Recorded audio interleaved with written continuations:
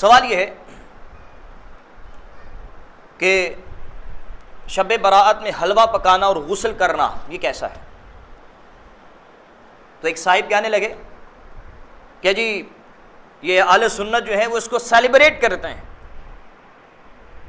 شب برات کو سیلیبریٹ کرتے ہیں، انہوں نے اس کو تہوار بنا لی ہے کہ جی غسل کر رہے ہیں، اچھے کپڑے پہن رہے ہیں اور حلوہ پکا رہے ہیں۔ سیدی اعلیٰ حضرت امام اہل سنت نے اس کا جواب دیا۔ اعلیٰ حضرت امام اہل سنت سے سوال ہوا تو آپ نے فرمایا کہ کیا قرآن میں منع ہے کہ اس رات آپ حلوہ نہیں پکا سکتے، غسل نہیں کر سکتے؟ کیا حضور علیہ الصلوۃ والسلام نے منع کیا ہے کہ آپ اس رات حلوہ نہیں پکا سکتے، کچھ شیرینی کا اہتمام نہیں کر سکتے یا غسل نہیں کر سکتے؟ جب قرآن نے منع نہیں کیا، جب حضور علیہ الصلوۃ والسلام نے منع نہیں کیا، تو پھر کوئی شخص کس طرح سے منع کر سکتا ہے؟ جی غسل کہاں سے ثابت ہے، یہ حلوہ پکانا کہاں سے ثابت ہے؟ اگرچہ حضور علیہ الصلوۃ والسلام نے اس رات کو حلوہ نہیں پکایا، غسل نہیں کیا، لیکن یہ بھی تو دیکھیں حضور علیہ الصلوۃ والسلام نے منع بھی تو نہیں کیا نا۔ جب قرآن منع نہیں کر رہا، جب حدیث منع نہیں کر رہی، تو پھر جو منع کرے گا اس شخص سے پوچھا جائے کہ جب قرآن منع نہیں کر رہا، جب شریعت منع نہیں کر رہی، تو پھر آپ کیوں منع کر رہے ہیں؟ ایک جواب تو یہ۔ دوسرا جواب یہ ہے، یہ یاد رکھیے گا، جو کام شریعت میں جائز ہو، جو کام شریعت میں جائز ہو، اگر وہ کام فکس کر کے کر لیا جائے، اس کے لیے کوئی دن مختص کر لیا جائے، کوئی رات مختص کر لی جائے، کوئی ٹائم مختص کر لیا جائے، تو اس میں کوئی حرج نہیں ہوتا۔ اچھا، سب سے پہلے تو یہ یاد رکھیں کہ شب برات میں حلوہ پکانا یا غسل کرنا کوئی فرض و واجب نہیں ہے، ہم اس کو دین کا حصہ نہیں سمجھتے، ٹھیک ہے؟ کوئی فرض و واجب نہیں ہے، ایک مستحب کام ہے۔ حلوہ پکا لیں گے تو اچھی بات ہے، لوگوں میں تقسیم کریں گے، آپ کو ثواب ملے گا، لیکن یہ کوئی فرض و واجب نہیں، ٹھیک ہے؟ اب ذرا میں اس پر آتا ہوں۔ یاد رکھیں، شریعت میں جو کام جائز ہوتا ہے، اگر اس کے لیے کوئی وقت فکس کر لیا جائے تو اس میں کوئی ممانعت نہیں ہے، ٹھیک ہے؟ جیسا کہ شادی کرنا کیا ہے؟ جائز کام ہے نا جی، جائز ہے نا؟ لیکن ہم کیا کرتے ہیں شادیوں میں؟ ہم دن فکس کرتے ہیں اور ٹائم بھی باقاعدہ فکس کرتے ہیں کہ نکاح جو ہے وہ عشاء کے بعد ہوگا۔ اب کوئی شخص اس پر اعتراض کرے کہ جی آپ نے اتوار کا دن فکس کیا، یہ کہاں سے ثابت ہے؟ تو آپ اس کو کیا کہیں گے؟ یار بے وقوف ہو تم، جب شریعت میں کام جائز ہے تو اس کے لیے وقت معین کر لیا جائے تو اس میں کیا حرج ہے؟ ایک مثال۔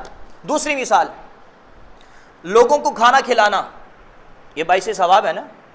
حضور علیہ الصلوۃ والسلام کی حدیث بھی ہے کہ حضور علیہ الصلوۃ والسلام فرماتے ہیں جو شخص کسی مسلمان کو میٹھا لقمہ کھلاتا ہے، میٹھا لقمہ کھلاتا ہے، اللہ تبارک و تعالی قبر کی اور آخرت کی ساری تکالیف دور کر دیتا ہے، جو صرف ایک میٹھا لقمہ کھلاتا ہے۔ اور اس کے علاوہ بھی غربا، مساکین اور فقراء میں کھانا تقسیم کرنے کا بڑا ثواب ہے۔ تو پتہ چلا کہ کھانا کھلانا جو ہے یہ جائز بھی ہے، اور کیا ہے؟ یہ حضور علیہ الصلوۃ والسلام کی سنت سے ثابت بھی ہے۔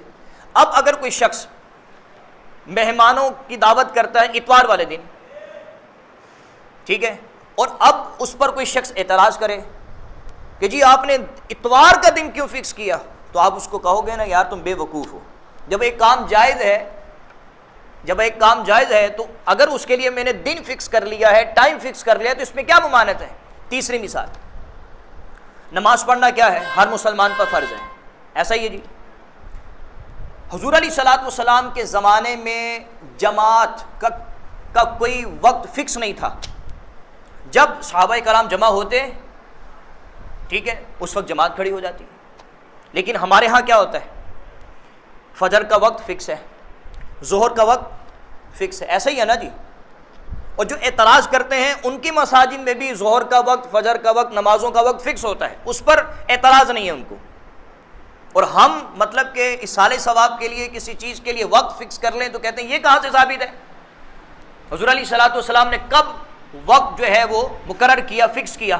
جی میں نے آپ کو بتا دیا کہ حضور علیہ الصلوۃ والسلام کے زمانے میں کسی بھی نماز کا کوئی وقت فکس نہیں تھا، مقرر نہیں تھا. جب صحابہ کرام جمع ہو جاتے جماعت کروا لیتے. لیکن ہمارے کیا ہے، ہمارے ہاں جماعت فکس ہوتی ہے. اب کوئی شخص یہ اعتراض کرے جی آپ نے ظہر کی نماز 1:30 بجے رکھی ہے، 1:30 بجے رکھی، کیوں رکھی ہے آپ نے ٹائم کیوں مقرر کیا ہے؟ کیا حضور علیہ الصلوۃ والسلام نے کیا ہے؟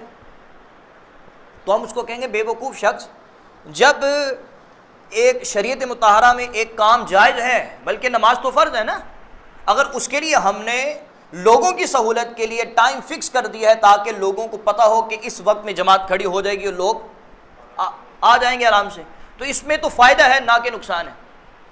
تو ہم بھی یہی کہتے ہیں کہ دیکھو حلوہ پکا لینا یا شرینی کا اہتمام کر لینا یہ کیا ہے؟ یہ حضور علیہ الصلوۃ والسلام کی سنت ہے. ہاں جائز تو ہے، سنت بھی ہے. یہ بخاری شریف کی حدیث ہے، میں نے آج ہی پڑھی کہ حضور علیہ الصلوۃ والسلام کو شرینی پسند تھی. شرینی کہتے ہیں میٹھی چیز کو، کوئی بھی میٹھی چیز ہو اس کو شرینی کہا جاتا ہے. ٹھیک ہے، اس میں حلوہ بھی آ جاتا ہے. حضور علیہ الصلوۃ والسلام کو شرینی پسند تھی اور حضور کو شہد پسند تھا. تو پتہ چلا کہ یہ تو حضور علیہ الصلوۃ والسلام کی حدیث سے ثابت ہے کہ حلوہ پکانا، شرینی کا اہتمام کرنا. اور اگر ہم وقت فکس کر لیتے ہیں، جیسے شب برات ہے، دن فکس کر لیتے ہیں کہ ہم شب برات میں حلوے کا اہتمام کریں گے، تو اس میں کیا حرج ہے؟ اس میں کوئی حرج تو نہیں ہے نا. لیکن یہ کہنا جی حضور علیہ الصلوۃ والسلام نے تو حلوہ نہیں پکایا، حضور علیہ الصلوۃ والسلام نے تو غسل نہیں کیا. بھائی اگر ویسے تم غسل کر لو گے تو اس میں کیا نقصان ہے؟